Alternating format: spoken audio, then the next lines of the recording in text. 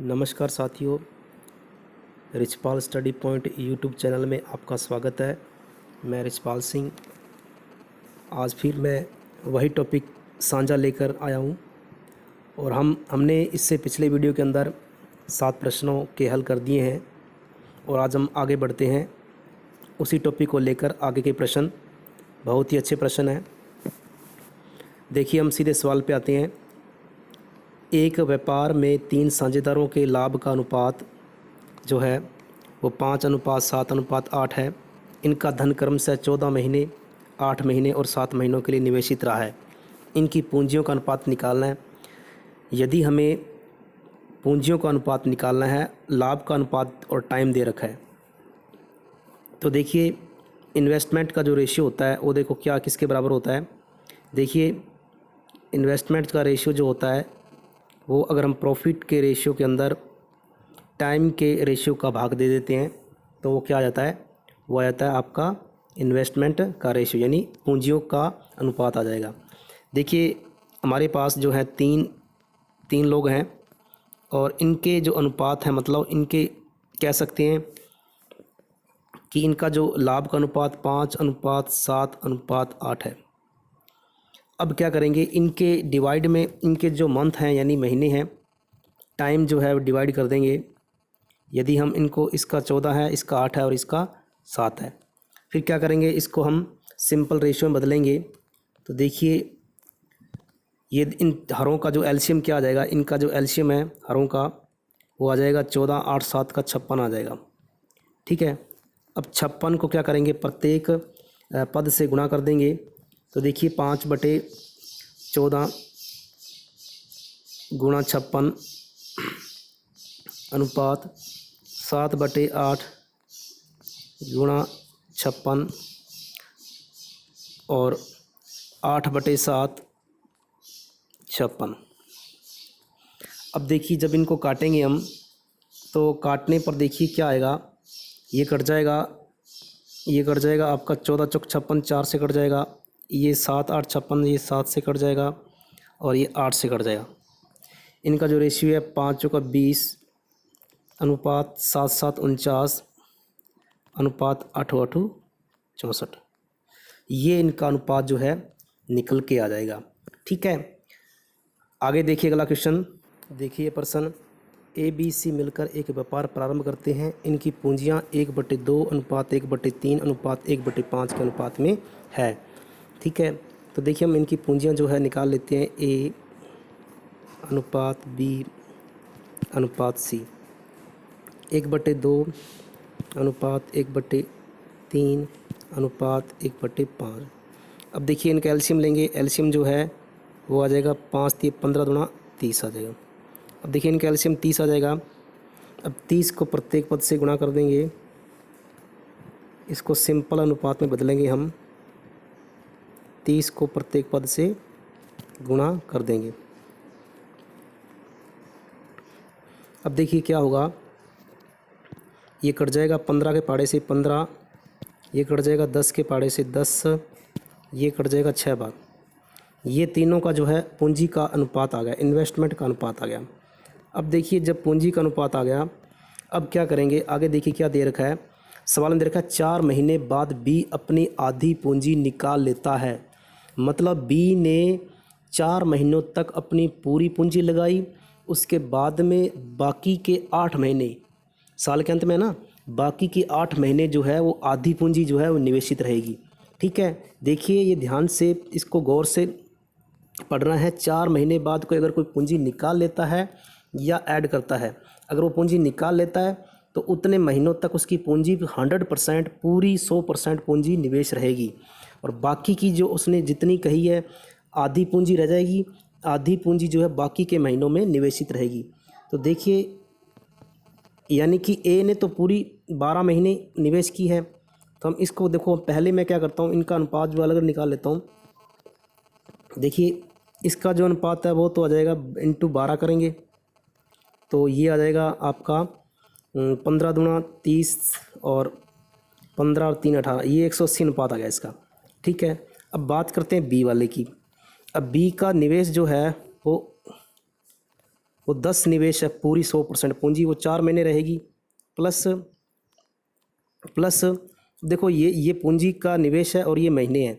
अब देखो यहाँ पर पूंजी जो आधी हो जाएगी, मतलब बाकी की 5 अनुपात इंटू में जो महीने रह गए, कितने रह गए, यहाँ पर 4 है तो 8 रह गए, तो ये 10 चौक 40 प्लस 8 पंजे 40। ठीक है, अब ये देखो कितना आ जाएगा, ये निकल के इनका जो है अनुपात, मतलब इसका अनुपात निकल के आ जाएगा, इनको जोड़ेंगे तो 40 40 80 आ जाएगा। ठीक है, अब इसका 80 आ गया, इसका 180, इसका 80। अब हम बात करते हैं सी की। सी की तो टोटल जो है वो हम कह सकते हैं 12 महीने ही निवेशित रही है, तो सी की जो इंटू 12 कर देंगे हम, इंटू 12 कर देंगे, 12 छिक 72। ठीक है, ये 12 छिक 72, ये सी की आ गई, ये बी की आ गई और ये ए की आ गई। मतलब इनकी पूंजी का अनुपात क्या आ गया, 180 80 72, 180 80 72। देखिए ये किसके पाड़े से काट रहे हैं, इसको काटना चाहें तो 4 के पाड़े से काट देते हैं, और इसको हम 4 के पाड़े से काट देते हैं, तो ये आ जाएगा आपका 45 दूना 90 180, 20 चौक 80, और ये आ जाएगा आपका 18 चौक 72। ठीक है, अब क्या करेंगे आगे, देखिए किसका टोटल लाभ कितना है, 41,500 है, सी का निकालना है। तो देखिए हमें पहले अनुपातों का क्या करना है, योग कर लेना है। अनुपातों का योग करेंगे तो 45 प्लस 20 प्लस 18, ये कितना आ जाएगा टोटल, ये निकल के आ जाएगा 8 5 13, और ये आ जाएगा आपका 6 7 1 8 83 आ जाएगा। ठीक है, ये 83 अनुपात जो है टोटल किसके बराबर है, 41,500 के। ठीक है, अब देखिए अब हमें क्या करना है, यहाँ से एक अनुपात की वैल्यू निकाल लेंगे। एक अनुपात की वैल्यू जो है वो किसके बराबर आ जाएगी, ये 83 कट जाएगा, 83 5 कितने होते हैं, 41,500, 105 थी 15। ठीक है, ये आ जाएगा, एक अनुपात की वैल्यू आ गई 500। अब हमें किसके निकालने, सी का भाग निकालना है, तो सी का भाग कितना है 18, तो इसको हम क्या कर देंगे 18 से गुणा कर देंगे, यानी 18 से जब गुणा करेंगे तो सी का जो भाग है वो आ जाएगा, वो 18 5 कितने होते हैं 90, 9,000 आ जाएगा इसका। ठीक है, तो उम्मीद करता हूँ कि ये क्वेश्चन आपको समझ में आया होगा। ठीक है, बहुत ही आसान मेथड था। आगे बढ़ते हम, देखो ये सवाल भी अच्छा है, सभी सवाल इम्पोर्टेंट है, जितने भी सवाल करवा रहा हूँ वो एग्ज़ाम में पूछे गए हैं, किसी न किसी एग्ज़ाम में पूछे गए हैं। अब मेरे साथ जुड़े रहिए। 3 गवाले ए बी व सी मिलकर चारागाह 5880 रुपये में किराए पर लेते हैं। ठीक है, यानी चारागाह को किराए पर लेते हैं। इनमें से ए अपनी 18 गाय 4 महीने चराता है, बी अपनी गाय 16 गाय 6 महीने चराता है, और सी अपनी 14 गाय 9 महीने चराता है। प्रत्येक को कितना किराया देना पड़ेगा। तो देखिए ये सिंपल सा वैसा ही है कि अगर उसकी हम बात करते हैं इन्वेस्टमेंट या फिर गायों की संख्या जो है वो कितनी है, ये देखिए ए हो गया, ये बी हो गया और ये सी हो गया।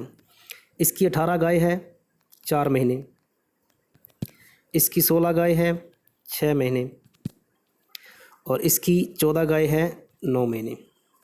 अब इसको आप 14 18 चौक 72, 16 छिक 96, 14 नहीं मैं 126।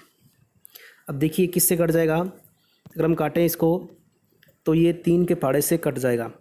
ठीक है, तो ये कट जाएगा 3 के पाड़े से, तो देखिए 24 थी 72 होता है, 32 थी 96 होती हैं, और ये हो जाएगा 42 थी 126 होता है। आगे फिर कट रहा है, ये काट देते हैं हम, तो ये कट जाएगा आपका 2 के पाड़े से 12 अनुपात 16 32, और ये कट जाएगा आपका 21। ये हमारा फाइनल अनुपात आ गया ए बी सी का। अब देखिए हमारा जो सवाल है वो क्या है, वो सवाल है कि सी टोटल जो रुपये चारा का कितना 5880 है। हम क्या करेंगे, इनका योग कर देंगे, 1880 के बराबर रख देंगे, तो 12 प्लस 16 प्लस ये आ जाएगा, अनुपात किसके बराबर है, ये है आपके 5880, तो 5880 इनका योग करेंगे कितना आएगा, ये आ जाएगा 9 और ये 2 2 4 49 बराबर आ जाएगा 588 5880 रुपये है, ये ध्यान रखना। अब देखिए क्या करें, यहाँ से एक अनुपात की वैल्यू निकाल लेंगे, एक अनुपात की वैल्यू कितनी आ जाएगी, ये जब भाग देंगे हम 58 49 से 49, ये बचेंगे 9, 49 दूना 98, ठीक है 0, 120 रुपये आ जाएगी। अब क्या करेंगे हम प्रत्येक भाग से गुणा कर देंगे, क्योंकि प्रत्येक का ऐसा निकालना है, 12 16 21 को गुणा कर देंगे इसको। तो बात करते हैं हम ए के भाग की। तो देखिए ए का जो भाग हिस्सा है वो कितना आ जाएगा, 120 गुणा 12। बी का कितना आ जाएगा, 120 गुणा 16। और सी का कितना आ जाएगा, 120 गुणा 21। अब देखिए ये गुणा करेंगे, 12 12 144, यानी 1440 रुपये। ये हो जाएगा आपके 12 0 12 छिक्की 72, ठीक है 12 छिक्की 72, और ये हो जाएगा 1920 रुपये आ जाएगा। और बात करते हैं हम इनकी, तो 21 दूना 42, 4 21 और 4 25, 2550 रुपये आ जाएगा, ठीक है। तो इस प्रकार से हम ये इनके भाग जो है वो निकाल सकते हैं, ठीक है। तो आगे देखिए सवाल, एक ए तथा बी दो साझेदारों ने एक व्यापार में 4:5 के अनुपात में पूंजी निवेश की, ठीक है। मतलब ए और बी ने जो है मिलकर के 4:5 के अंदर पूंजी निवेश की। अब देखिए 3 माह बाद ए ने अपनी पूंजी का 1/4 भाग तथा बी ने अपनी पूंजी का 1/5 भाग वापस ले लिया। 3 महीनों तक ए और बी ने क्या, अपनी कुछ पूंजी का अनुपात वापस ले लिया, कुछ भाग वापस ले लिया। मैंने बताया था कि स्टार्टिंग में जब वो भाग निकालता है उतने महीनों तक उसका 100% भाग निवेश होगा। मैं यहाँ से ए की जो है, ए के अनुपात निकाल लेता हूँ। ए का जो रेशियो है लाभ का, देखिए वो 4 जो निवेश है यानी 100% 3 महीनों तक निवेश किया, प्लस बाकी के 10 महीनों में हिसाब हो रहा है। देखिए 10 माह बाद कुल, तो क्या करें, बाकी के ये 3 महीने, बाकी के रह गए 7 महीने, और ये इसका 1/4 निकाल लिया। मतलब पीछे कितना रहा, चौथा हिस्सा। 4 का जब चौथा हिस्सा निकल जाता है तो पीछे बच जाता है 3 हिस्से, ठीक है।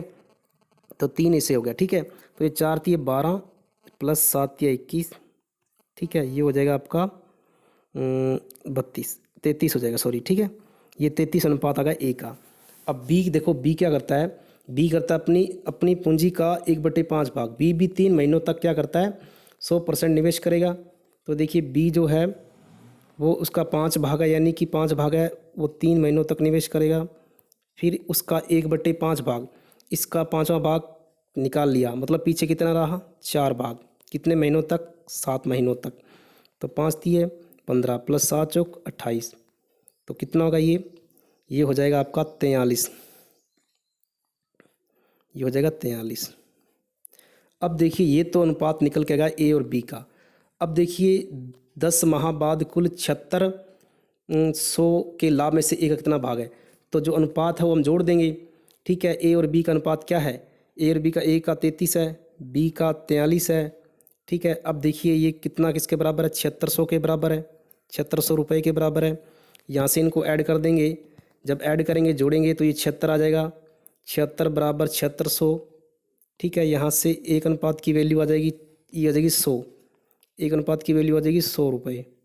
अब देखिए हमें किसका निकालना है, हमें निकालना है ए का। ए देखो ए कितना है, 33, तो 33 सीधा ही हो जाएगा, ठीक है। तो ए का जो भाग है वो 33 गुणा 100 बराबर 3300 रुपये, ठीक है। तो उम्मीद करता हूँ कि ये क्वेश्चन आपको समझ में आया होगा, ठीक है। देखिए सवाल, ए तथा बी मिलकर 6:5 के अनुपात में पूंजी लगाकर व्यापार प्रारंभ करते हैं। 7 महीने बाद ए अपनी सारी पूंजी वापस ले लेता है, जबकि बी अपनी आधी पूंजी वापस ले लेता है। वर्ष के अंत में मिले लाभों का अनुपात 4:5 हो तो बी का धन कितने समय व्यापार में लगा रहा। यानी हमें बी का धन जो टाइम बताना है, बी का कितने टाइम लगा रहा हो। अब देखिए यहाँ से ए और बी जो है, ए और बी का अनुपात दे रखा है 6:5। देखिए ए ने अपनी पूंजी 7 महीने बाद निकाल ली, मतलब 7 महीनों तक इसने व्यापार में जुड़ा रहा, 7×42, ठीक है। अब बात करते हैं बी की। देखो बी जो है, बी अपनी आधी पूंजी वापस ले लेता है 7 महीनों बाद। मतलब बी ने 7 महीनों तक निवेश किया 100%, फिर क्या करता है, आगे अपनी आधी पूंजी आधी पूंजी 5/2 हो जाएगी, क्योंकि पूंजी टोटल 5 है, उसकी आधी 5/2 इनटू में हमें पता नहीं आगे कितने महीनों तक उसने निवेश किया है, वो मान लेते हैं x महीनों तक वो लगा रहा। ये हो जाएगा 7×5 = 35 प्लस 5/2 यानी 5x/2, ये आ जा बी का भाग। अब देखिए इन दोनों का जो मतलब लाभ का अनुपात ये आ जाएगा, जो है हम बात करते हैं लाभ के अनुपात की, A/B, ए का 42, बी का 35 प्लस 5/2x, और बराबर में हमें जो ये लाभ का अनुपात है, लेकिन लाभ का अनुपात हमें दे रखा है 4:5। तो हम क्या करेंगे, यहाँ से 4/5 लिख देंगे। अब क्या करेंगे, तिरछा गुणा कर देंगे इसका इससे, यानी 35 प्लस 5/2x इंटू 4 बराबर 42 गुणा 5। अब देखिए यहाँ से हम इनका गुणा अंदर कर देंगे, तो 4 का 35 करेंगे तो ये हो जाएगा 35 × 140, 4 का 5 से किया 20x/2, ये 42 का जब हम करेंगे तो ये आ जाएगा 210। अब ये आगे हम देखिए 140 को हम उधर भेज देंगे, यानी ये कट जाएगा, ये 10x बच जाएगा, और उधर जाके 210 में से 140 कट जाएगा, यहाँ से वैल्यू बचेगी 10x की ये बचेगी 70, 0 कट गया, यानी x की वैल्यू आ गई 7, यानी 7 महीने वो, यानी कि 7 महीने और जुड़ा रहा उसने। देखो सवाल में देखिए पूछा है कि बी का धन कितने समय, यानी उसका धन कितने समय लगा रहा।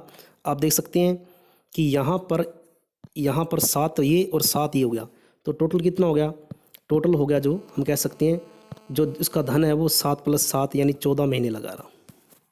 उम्मीद करता हूँ कि ये सवाल आपको समझ में आया होगा।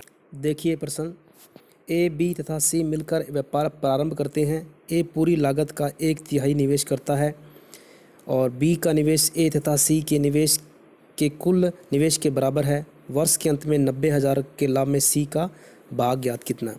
देखिए ए, बी, सी, देखिए तीनों मिलकर के एक व्यापार प्रारंभ करते हैं और तीनों की जो लागत है वो अलग अलग नहीं बल्कि कंप्लीट जो है किसी न किसी शर्त के अनुसार दे रखी है। तो हम मान लेते हैं कि जो तीनों का कह सकते हैं जो धन है, तीनों की लागत जो है A + B + C जो है वो एक भाग मान लेते हैं, कंप्लीट एक भाग है। अब यहाँ पर A अपनी पूरी लागत का 1/3, मतलब A का जो भाग है वो 1/3 भाग है, पूरी लागत का वो निवेश करता है। जो B है वो A और C के कुल निवेश के बराबर है। अब यहाँ से A की वैल्यू इसके अंदर रखेंगे तो 1/3 प्लस C को उधर भेजेंगे तो B की वैल्यू आ जाएगी, यानी B - C बराबर 1/3 भाग। ये 1 नंबर समीकरण हो गई। अब देखिए, अब हम बात करते हैं इस A की वैल्यू को अगर हम उस तीनों के योग के अंदर रखते हैं, हमें पता है कि A + B + C की वैल्यू 1 है। A की वैल्यू 1/3 है, तो बाकी बचे दोनों की वैल्यू B + C की वैल्यू हम निकाल सकते हैं। इसकी वैल्यू निकालेंगे तो यहाँ से B + C की वैल्यू निकल आएगी। 1 में से हम 1/3 घटा देंगे तो यहाँ से B + C की वैल्यू जो है वो क्या आ जाएगी, वो निकल के आ गई 3 × 3, 3 में से गया 2/3, ठीक है, 2/3। ये समीकरण नंबर 2 होगी। अब देखिए अगर हम बात करें B - C 1/3 है और B + C 2/3 है, 1 और 2 को क्या कर देंगे, जोड़ देंगे, यानी समीकरणों को हल कर लेंगे। कह सकते हैं हम, मतलब B - C बराबर 1/3 है, B + C बराबर 2/3 है।